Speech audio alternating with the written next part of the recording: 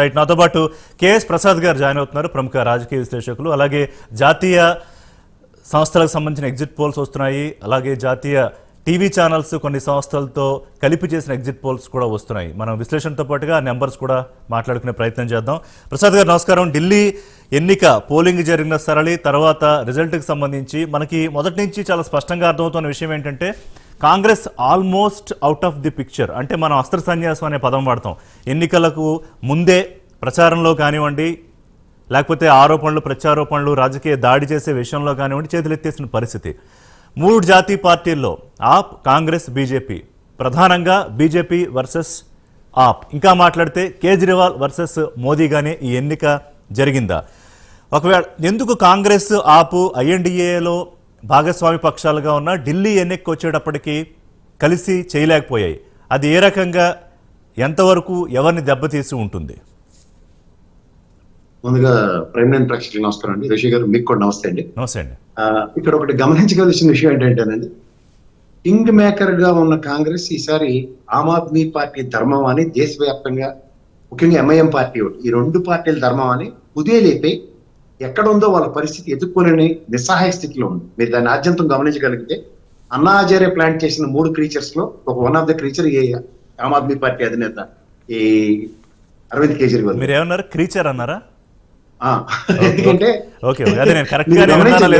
కాంగ్రెస్ అనే వృక్షానికి చెదపట్టి మొత్తం తినేసేలా చేయగలిగింది.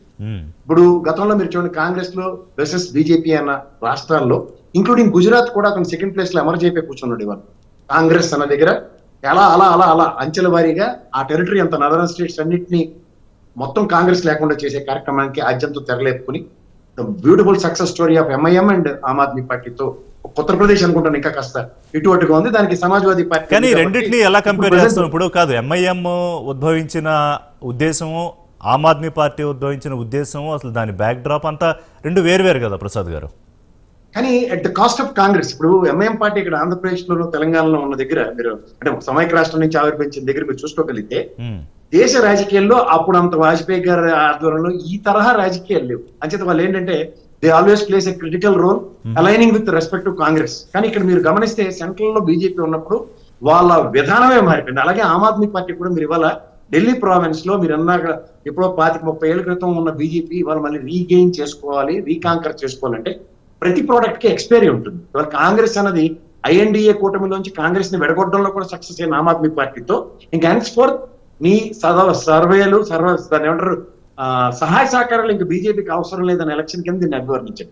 ఇందాక మీ కొలీగ్ గారు చెప్తున్నట్టు మహారాష్ట్రలో వర్క్ చేసిన entire team is there for the last 2 months. వాళ్ళ క్షేత్రస్థాయి వర్క్ ఎలా ఉంటుందంటే యూపీ యోగి ఆదిత్యనాథ్ ఎలక్షన్ మీరు ఒకసారి గమనించగలిగితే సీనియర్ జర్నలిస్ట్ మీకు తెలుసుకోగలిగితే వాళ్ళు చేసిన ఒక తెరచాటు రాజకీయానికి ఆర్ఎస్ఎస్ బ్యాక్గ్రౌండ్ తో అండ్ బీజేపీ వాలంటీర్స్ తో చేసిన దానికి కనుచూపు మేరలో కూడా కాంగ్రెస్ లేకుండా కుదిరైపోతుంది. అలాగా ఈసారి ఆమ్ ఆద్మీ పార్టీకి, ఎందుకంటే ఢిల్లీ ఎలక్షన్స్ కనుక లాస్ట్ 3 decades 3 terms బట్టి చూసుకోగలిగితే మీకు ఎక్కడైనా సరే కమ్మింగ్ మెజారిటీతో ఆమ్ ఆద్మీ పార్టీకి ఇచ్చుకుంటూ వచ్చారు. కానీ అది బీజేపీ పార్టీ మీరు అన్నట్టు 3 సార్లు నేషనల్ గవర్నమెంట్ లో ఉన్నా సరే వాళ్ళకి కనీసం నామాత్రం సీట్లు కూడా లేకుండా నిస్సాయి స్థితి. రాజకీయాల్లో హత్యలు ఉండవు, ఆత్మహత్యలు ఉంటాయి, మనం రెగ్యులర్ గా మాట్లాడుకునే నానుడి. కాంగ్రెస్ పార్టీ పరిస్థితి వాళ్ళు యాజ్ ఆఫ్ ఎగ్జిట్ పోల్స్ చూస్తూ ఉంటే 0 నుంచి 1 అసలు ఒక ఖాతాన తెరుస్తుందా లేదా అనే పరిస్థితుల్లో ఉన్నాయి. ఇక్కడ సరే బీజేపీ అయినా ఆమ్ ఆద్మీ పార్టీ అయినా రాజకీయంగా తమ ఎదుగుదల కోసం నిత్యం తాపత్రయపడతాయి. అందులో బీజేపీతో ఎవరన్నా పోటీ పడతారా అనేది ఒక పెద్ద ప్రశ్న. సరే ఆమ్ ఆద్మీ పార్టీ కూడా ఎలా మొదలై ఎలా రూపాంతరం సంతరించుకుంది, మిగతా రాష్ట్రాల్లోకి ఎలా వెళ్ళగలిగింది, ఎలా పాగావిసి అధికారంలోకి వచ్చింది కూడా మనం చూస్తూ వచ్చాము. సో ఇక్కడ నా పాయింట్ ఏంటంటే కాంగ్రెస్ ఈ పరిస్థితి దిగజారిపోవడానికి తన స్వయంకృతాపరాధం లేదా, అది మేజర్ కాదా? స్వయంకృతాపరాధం అంటే సెకండ్ ఆల్టర్నేటివ్ స్టెంట్ ఎప్పుడైతే డెవలప్ చేసుకోలేదో దానికి పర్యవసనాలు ఇలాగే ఉంటాయి. మీరు ఇంకా షీలా దీక్షిత్ గారి కథలే చెప్తున్నారు, 3 టర్ములు పనిచేసిన. ఇప్పుడు కొత్త నాయకుడు అన్నవాడిని ఎవరన్నా చూపించండి అక్కడ కాంగ్రెస్. ఇంకా వాళ్ళే ఇంకా చెదలు పట్టిన కాంగ్రెస్ కి అలాగే వేలాడుతూనే ఉన్నారు. ఇక్కడ చూడండి, మీరు రేవంత్ రెడ్డి గారు అనే వ్యక్తి ఎప్పుడైతే తెలంగాణలో వచ్చాడో new energy and different platform లో డిఫరెంట్ సెంటర్ లో వర్క్ చేసి అలా అడాప్టబిలిటీ లేదు ఎక్కడ. ప్రతి దగ్గర వీళ్ళు పాత వృద్ధ జంబుకాలను పరిరక్షించుకో. మనం చూడండి, అశోక్ గెహ్లోట్ అక్కడ గెలిపి సచిన్ పైలట్ అంత కష్టపడితే అశోక్ గెహ్లోట్ కూర్చోబెడితే నెక్స్ట్ టైం ఏమైందో చూడండి, కొంచెం మేరలో లేదు. అండ్ ఇంత సేమ్ సినారియో మీరు ఇంకోటి గమనించగలిగితే Congress government Gehlot government form చేసిన తర్వాత కూడా వాళ్ళు ఒక ఎంపీ గెలవలేదు రాజస్థాన్ నుంచి. అవును. అలాంటి చీకటి దెబ్బలు కొడుతున్న ఈ బీజేపీకి వీరి దగ్గర ఆల్టర్నేటివ్ మెకానిజం లేదు అండ్ అడాప్టబిలిటీ లేదు. ముఖ్యంగా ఒక నాయకుడిని తయారు చేసుకోలేదు. ఇప్పుడు జరుగుతున్న ఎలక్షన్ పందాకి అంటే 2 నెలల ముందు బీజేపీ శ్రేణులు అక్కడ సమాయత్తమై ఇప్పుడున్న వాళ్ళకి బీజేపీకి ఒకటే ఒక మైనస్ పాయింట్ అంటే పవన్ కళ్యాణ్ అనే లక్కీ మస్కట్ తప్ప everything is same. It's got platter లో వాళ్ళు చంద్రబాబు గారు వెళ్ళారు.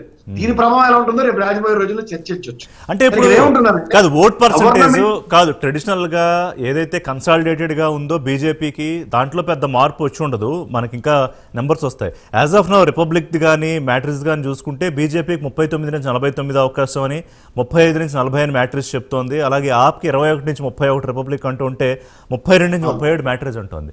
అంటే ఇక్కడ కాంగ్రెస్ పార్టీ ఓటు ఖచ్చితంగా ఇప్పుడు ఆ రెండు కలిసి పోటీ చేస్తుంటే ఒకలాగా ఉండేది. ఇప్పుడు ఆ రెండు విడివిడిగా పోటీ చేయడము దాదాపుగా 30 నుంచి 40% ఓట్ షేర్ని ఆప్ తన ఖాతాలో వేసుకుంటుంది. బట్ ఒకవేళ కొంచెం టిల్ట్ ఏమన్నా వచ్చుంటే కాంగ్రెస్ వైపు ఏమన్నా కొంచెం వెళ్ళినా సీట్లు రాకపోవచ్చు. కానీ ఓట్ షేర్లో కనుక కాస్త పెరిగితే అది ఖచ్చితంగా ఎవరికి దెబ్బ అయ్యే అవకాశం ఉంటుంది ఇక్కడ? ఆమ్ ఆద్మీ పార్టీ గారు వితౌట్ దాకా చేసిన చీకటి రాజకీయం ఏదైతే ఉందో కాంగ్రెస్ ని భూస్థాపితం చేసే దగ్గర ఇప్పుడు మీరు గమనించుకోండి. ఇక్కడ కేసీఆర్ గారు చెంతం చేరాడు. కేసీఆర్ కి వాళ్ళు పవర్ పోయింది. వాళ్ళు ఏంటంటే మెయిన్ పవర్ సెంటర్స్ అన్ని డిస్ట్రక్ట్ చేయడానికి ఈ కేజ్రీవాల్ అనే వెపన్ ని బీజేపీ ఎనిమీగా పోర్ట్రేట్ చేస్తూ ప్రజల్లో వదులుతున్నారు. మీరు ఇది గమనించండి. వెనక తెరచాటు రాజకీయం అంటే కాదు you are claiming or you are alleging that they are hand in hand glove in glove politics చేస్తున్నారనా? ఆబ్వియస్లీ. ఎందుకంటే మీరు లిక్కర్ స్కామ్ చూడండి. 3 రాష్ట్రాలకి ఎగ్జిస్టింగ్ గవర్నమెంట్ ఎలా చేంజ్ అయ్యి చూడండి. ఒకటి తెలంగాణ, ఇంకోటి ఆంధ్రప్రదేశ్. ఇప్పుడు కేజ్రీవాల్కి ఎలా డెంట్ పడుతుందో చూడండి. ఎందుకంటే అది అభూత కల్పన స్కామ్ అని ఎవడో ₹1 చూడలేదు ఎన్ఫోర్స్మెంట్ డైరెక్టరీ కానీ. ఎవడెవడో ఈడెప్పుడు కూడా ఏడు ఆడెప్పుడు కూడా లాస్ట్ కి 6 నెలలు 7 నెలలు సంవత్సరాలు పట్టి వచ్చి లాస్ట్ కి బెయిలిచ్చి బయటికి పంపించారు తప్ప అవుట్కమ్ ఈ రోజుకి కూడా డెరైవ్ కాలేదు. బట్ ఒక బ్రహ్మాండమైన అభాండాలతో 3 గవర్నమెంట్లు కూలిపోయి మీరు గమనించుకోండి. ఇక్కడ కేసీఆర్, అక్కడ జగన్మోహన్ రెడ్డి, ఇప్పుడు ఇవాళ మీరు సర్కమాస్టెన్సెస్ లో కేజ్రీవాల్. అంటే అట్లాగా లిక్కర్ స్కామ్ ఒక్కదాని వల్లే కూలిపోయింది చెప్పలేం కదా. Maybe one of the reasons. 2 విషయాలండి ఋషి గారు. మీతో ఇక్కడ కాంట్రడిక్షన్ ఏంటంటే జగన్మోహన్ రెడ్డి కూడా సంక్షేమానికి పెద్ద పెట్టేసుకుని అక్కడ నానా తిప్పలు పడ్డాడు. కేజ్రీవాల్ కూడా సంక్షేమం చేసుకుంటూనే ఉన్నాడు. ఇంక్లూడింగ్ ఆడపిల్లలకు కూడా ఫ్రీ బస్సులు ఇవన్నీ చేసుకోవడం, మెట్రో ప్రయాణాలు ఇన్ని చేసిన ఇవాళ ఊగిసిన డోలయామంగానే ఉంది అతని పరిస్థితి.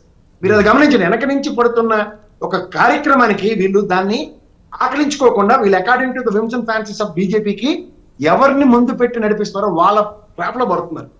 ఆ ట్రాప్ పడిన దగ్గర ఏమవుతుందంటే ఇప్పుడు 5 ఏళ్ల పాటు ఇతను అవసరం లేదు. ఎందుకంటే కాంగ్రెస్ ని మీరు ఆల్మోస్ట్ ఢిల్లీలో భూస్థాపితం చేసినట్టు ఇప్పుడు 1-0 మధ్యలో ఉన్నారు వాళ్ళు. సో ఈసారి కనుక వాళ్ళు కనుమరుగు అయిపోయారు అనుకోండి, there is no role play for Aam Aadmi party to play against Congress. మీరు ఇది గమనించండి. To play against Congress or to play against BJP?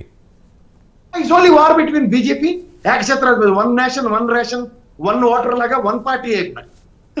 అలా ఇది ఒక మచ్చుతున్నట్లాగా ఒక స్టేట్ కాంకర్ చేసుకుంటూ మిగిలిన వాళ్ళందరినీ భూస్థాపితం చేసుకుని కనిపించారు. ఆద్యానికి తెరలేపితే రాబోయే రోజుల్లో కాంగ్రెస్ నేషనల్ పార్టీలు ఎక్కడ ఎమర్జ్ అవుతాయి.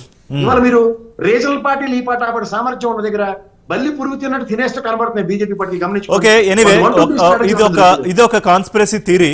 Maybe whether it is true or not, ఇది ఒక కాన్స్పిరసీ థియరీ. బట్ ఒకసారి మన నెంబర్స్ చూసుకుంటే 2015 కాదు ప్రసాద్ గారు 2015-2020లో 30 సంవత్సరాలు పరిపాలించారు.